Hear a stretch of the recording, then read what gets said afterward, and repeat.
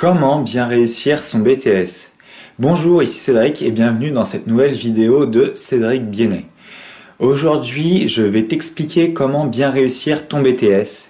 Alors tout d'abord, avant de t'expliquer ça, je tiens à dire que ça marche pour tous les BTS et que moi, du coup, quand j'ai passé mon BTS, j'ai eu une moyenne de 14,36 sur 20 grâce à la méthode que je vais pouvoir t'enseigner. Alors d'abord, juste pour situer, là on est chez moi, à Lagny-sur-Marne, à l'endroit où j'ai préparé mon BTS quand je l'ai passé, c'est-à-dire ma chambre en Seine-et-Marne. Et donc voici la chambre où j'ai préparé mon BTS. On va filmer ça, hop, hop, caméra, la place avec le lit. L'ordinateur avec le bureau, c'est là que j'ai préparé mon examen. Donc fais pas trop attention, il y a pas mal de bazar dessus. C'est parce que je suis encore en train de réfléchir sur quelques projets. Donc j'ai pas mal de projets en cours et de bazar qui traînent dessus. Hop, les affaires, le rangement où je mettais justement mes classeurs, mes cahiers de cours. Le bureau, ouais, il y a pas mal de bazar dessus. Ça, c'est encore tout ce qui concerne mes projets. Donc j'ai pas mal de bazar qui traîne dessus. La casquette, ça c'est le retour de vacances. Le poster. Faites un like les gens pour le poster à l'ancienne de quand j'ai passé mon BTS Green Day. Et le sac à dos. Et faites un petit like aussi pour le sac à dos Eastpak. Le sac à dos indémodable pour tous les écoliers, on va dire. Donc voilà, petit tour rapide de l'environnement de quand j'ai préparé mon BTS. Et maintenant, on va s'attaquer à la méthode de comment réussir ton BTS. Et savoir qu'est-ce qui m'a fait réussir le BTS. Donc là je bouge, je vais aller dans le salon parce que c'est plus sympa, c'est un peu plus lumineux et ça va me permettre de pouvoir te montrer ce que je veux te montrer plus facilement que si j'étais dans la chambre. On peut voir qu'il y a aussi beaucoup moins de bazar, donc c'est plus pratique pour moi. Hop, je vais quand même revenir à l'écran. Donc c'est une méthode en fait pour réussir ton BTS qui va marcher que tu aies révisé ou que tu n'aies pas révisé ton BTS. Si tu es à la fin et que tu te dis ah mince, je suis dans la merde, j'ai pas révisé mes examens et j'ai pas travaillé cette année, c'est une méthode qui fonctionne aussi. Si tu as révisé, c'est une méthode qui fonctionnera d'autant mieux parce que tu as accumulé pas mal de connaissances. Donc ça marche vraiment pour tout le monde, que tu aies révisé ou que tu n'aies pas révisé. Ça marche en bachotage, pas bachotage, même si ça s'appelle un BTS. Et ça marche pas uniquement pour le BTS, ça marche pour tous les examens. Maintenant, si j'ai intitulé cette méthode comment réussir son BTS, c'est parce que moi, j'ai découvert cette technique au moment où j'ai passé mon BTS justement. Donc je me suis dit voilà, j'ai envie de partager ça avec toutes les personnes qui passent un BTS et qui se demandent comment réussir. Et voilà, c'est je pense le déclic qui m'a le plus aidé dans mes examens. Et je l'ai trouvé au moment où j'allais passer mon BTS. Donc c'est pour ça que je te la présente sous cette forme comment réussir ton BTS là tout de suite maintenant. Maintenant, faut que tu saches que voilà, si tu passes une licence, un master, un bac, ça marche aussi pour toi. Alors cette méthode, c'est un truc mais vraiment tout bête, tout bête. On y pense, les profs des fois nous en parlent, ou on n'y pense pas, mais c'est hop, je vais te remonter sur mes feuilles. Parce que là, j'ai mes fiches. BTS Bank, donc moi j'ai passé un BTS Bank, session juin 2010. Pochette de la CCI, de Seine-et-Marne, CCI, Marne-la-Vallée.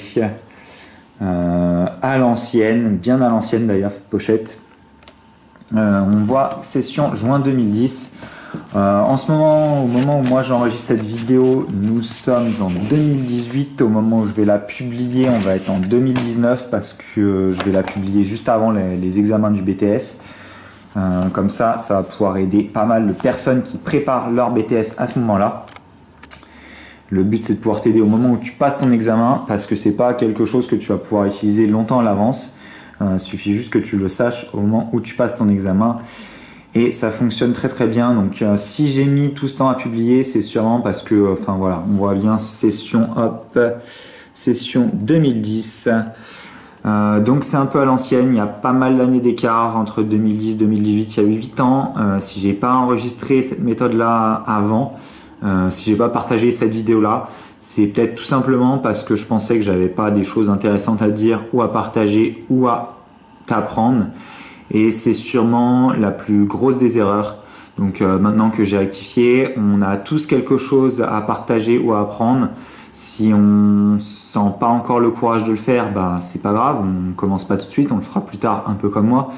Mais voilà, c'est surtout que à l'époque, bah, moi je me suis pas rendu compte que oui, quand j'avais passé mon BTS avec plus de 14 de moyenne, bah je peux étudier en fait d'autres étudiants qui passent aussi leur BTS et qui n'ont pas encore eu leur examen et qui aimeraient savoir comment avoir ces 14 de moyenne facilement.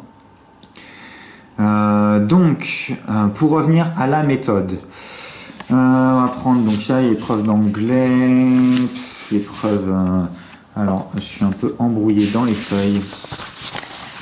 Culture G, expression. Brevet de technicien supérieur, droit bancaire. Ça, c'était pas mal, ça, droit bancaire. Je sais pas. J'ai pas du tout analysé avant. J'ai pas revu mon sujet de BTS depuis 2010 du coup. Et donc, j'ai pas du tout préparé cette vidéo ni comment ça allait se passer. Alors, ce que je veux te montrer ici, c'est le sujet du BTS. Donc, on s'en fout. Là, c'est l'épreuve de droit, il me semble, ouais. Économie monétaire et bancaire, droit général et bancaire. Hop, session 2010. Là, qu'est-ce qu'on voit sur la première page? Le sujet nanana. Deux parties indépendantes et des copies séparées. Maintenant, on peut voir du petit stabilo orange. Et là où je veux en venir, c'est que ton meilleur ami, pour réussir ton examen et ton BTS, et bah, ça se trouve ici.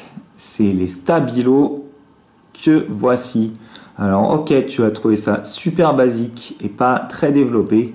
Mais les stabilos, ça va t'aider vraiment à analyser le sujet, à pas te planter dans la réponse aux questions. Et donc, à bien réussir ton BTS. Parce que, faut savoir que... hop, je reviens face caméra. Faut savoir que la plupart des erreurs sur un examen, donc sur un BTS ou un autre examen, c'est les réponses hors question au sujet. Et donc ça, que tu aies eu les connaissances ou que tu n'aies pas révisé, de toute façon, si tu fais un hors sujet, et ben ça vaut 0. Donc tant qu'à faire, autant que tu aies des connaissances ou que tu n'en aies pas, que tu essayes de répondre le plus clairement possible au sujet qui t'est donné. Donc là, on va tout de suite analyser le sujet donc de droit bancaire que j'ai eu moi en 2010. Et la meilleure façon donc pour te permettre d'avoir des réponses sur le sujet, c'est bien de stabiloter qui se passe. Donc première partie, droit général et bancaire. Les deux dossiers sont indépendants et peuvent être traités dans l'ordre de votre choix. Ça c'est cool. Dossier numéro 1. Question numéro 1. Analyser l'arrêt. Donc, qu'est-ce qu'il faut faire? Il faut analyser l'arrêt.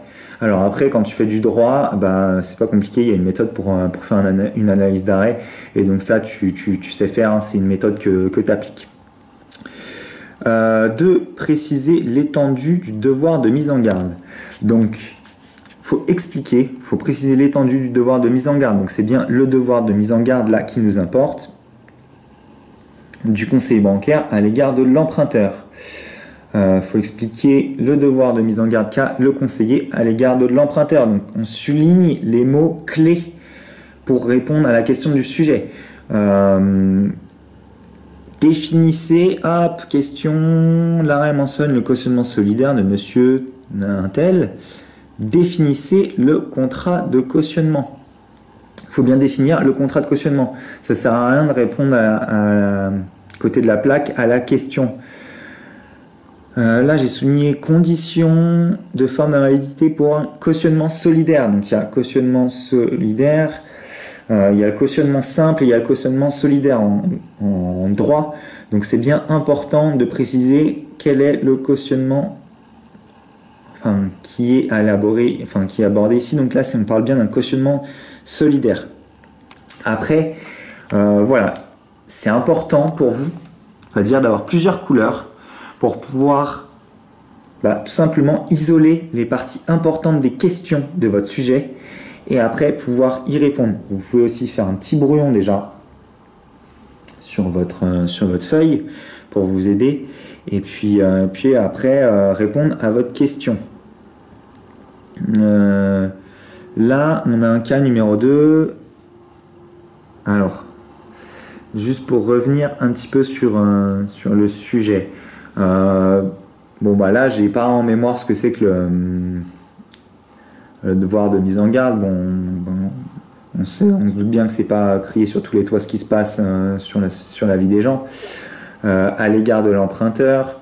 Là, je pourrais pas répondre aujourd'hui à cette question. Maintenant, si je lis ça, voilà, il y a un contexte, donc l'étendue d'une règle qui s'appelle le devoir de mise en garde, qui s'applique aux personnes en fait qui reçoivent les prêts des personnes, donc le conseiller bancaire, quand il y a quelqu'un qui fait un emprunt.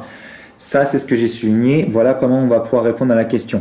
Donc, c'est bien important, vous, d'isoler les parties de votre sujet afin de répondre à toutes les questions. Là, on peut voir un petit cas pratique. Je suis en train de le lire en même temps. Donc, c'est une histoire. Le cas pratique, c'est une histoire. C'est l'histoire de Denis. On ne sait pas trop ce qui s'est passé avec Denis, mais c'est l'histoire de Denis. Voilà. On raconte son histoire. Donc, pour analyser un cas pratique, faut traiter la demande de Denis. On ne sait pas ce qu'il vous demande. Il demande le remboursement des sommes. Il est parti apparemment donc à l'étranger. Vous pouvez lire en même temps que moi. Je mets la caméra. Denis est un client de votre agence bancaire. Il est rentré hier soir d'un voyage de 8 jours au Maroc. Il a eu la très mauvaise surprise de trouver son domicile cambriolé avec effraction. Parti en hôtel club des chèques voyage. Avec des chèques voyage, il avait laissé tomber le chéquier, sa carte bancaire dans le tiroir de son bureau.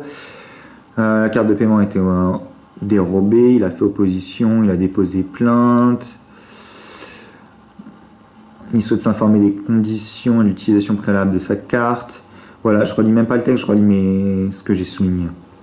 Il y a des achats par internet qui ont été réglés, des frais de péage et de parking, il n'a pas d'assurance sur ses moyens de paiement, il vous demande le remboursement de ses sommes. Donc, j'ai souligné les mots-clés en fait, par rapport à l'histoire de Denis, pour pouvoir expliquer plus facilement dans la réponse à la question, qu'est-ce que je vais pouvoir répondre à Denis. J'ai souligné ce qui s'était passé chez Denis. Il rentre d'un voyage, il a été cambriolé, il s'est fait dérober ses moyens de paiement. C'est très important de faire le changement de couleur. Ça, c'est des faits, ça, c'est ce qui s'est passé. Lui, ce qu'il a agi, il a fait opposition. Hop, j'ai mis une couleur, il a déposé plainte. Qu'est-ce que Denis souhaite? Il souhaite s'informer des conséquences de l'utilisation probable de sa carte. Hop, haute couleur. Qu'est-ce qui s'est passé avec sa carte? Je reprends la couleur de l'histoire. Il y a eu des achats sur internet qui ont été réglés pendant sa semaine de vacances, 2800 €, des frais de péage, de parking. Qu'est-ce qui concerne Denis? Il n'avait pas d'assurance sur les moyens de paiement et il souhaite le remboursement de ses sommes. J'ai isolé les parties importantes de l'histoire qu'il ne fallait pas que je manque, ou il faut que vous isoliez les parties importantes des questions de votre sujet que vous ne devez pas manquer. Hop, je retourne. Je m'explique. En isolant les parties importantes de votre sujet ou de l'histoire quand vous avez des cas pratiques avec des conseils, vous allez pouvoir répondre à toutes les questions sans faire de hors-sujet par rapport à votre énoncé. Si vous stabilotez pas les parties, en fait, le risque, c'est que les sujets sont quand même des fois assez denses. Vous allez lire le sujet, vous allez comprendre, vous allez pouvoir répondre, c'est pas de problème. Sauf que il se peut que vous oubliez une partie dans votre sujet et là c'est dommage parce que vous perdez des points.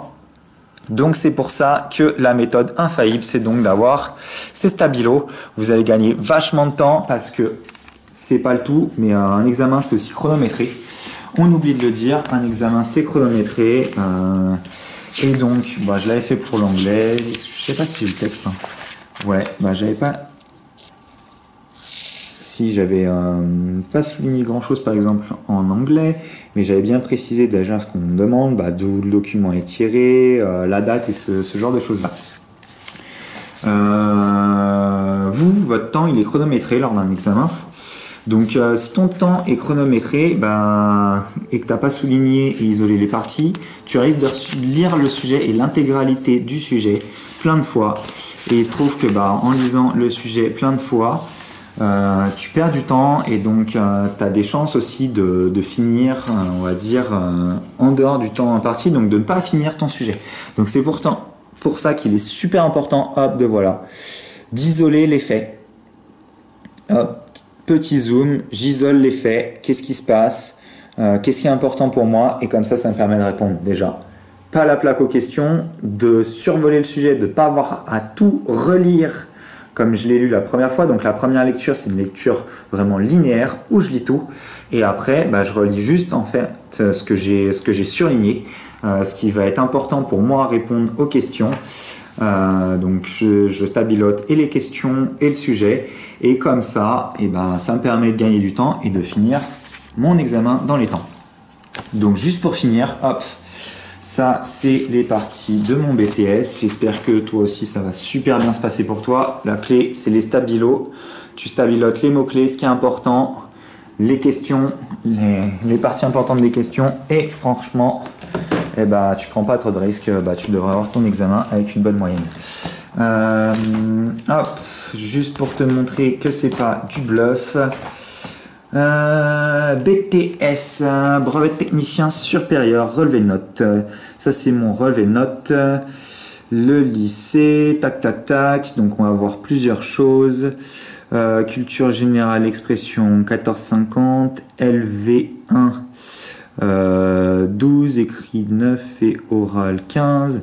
Bon, c'est un peu une blague maintenant quand on sait que je suis parti à l'étranger et que je suis bilingue et que je travaille en tourisme, dans le tourisme en fait, en office du tourisme, ainsi que en réception et que je renseigne tous les clients en anglais.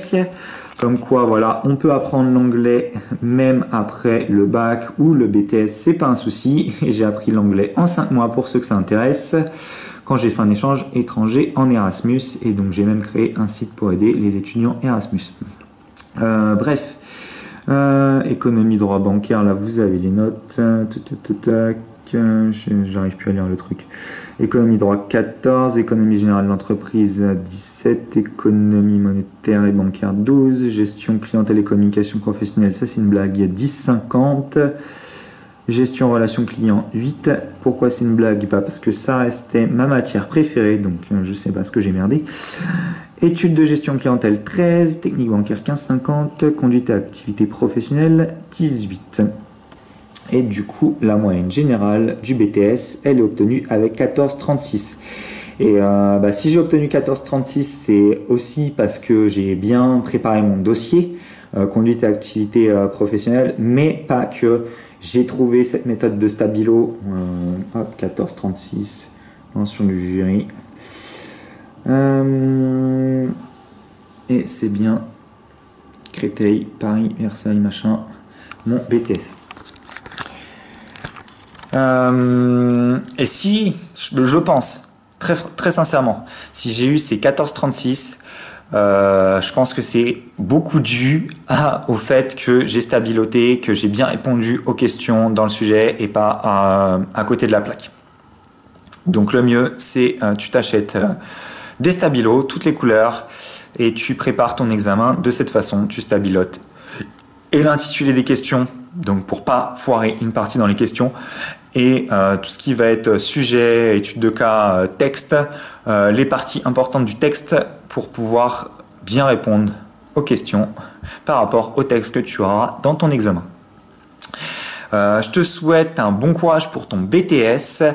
Partage ta note quand tu l'auras eu sous cette vidéo. Fais tourner aussi à tous tes potes qui sont dans le même cas que toi, qui cherchent à préparer leur examen et à le réussir. Et puis, tu peux t'abonner là sur la chaîne. Tu vas trouver un bouton juste en dessous dans le descriptif de la vidéo. Et je te dis à bientôt pour une prochaine vidéo. Allez, ciao!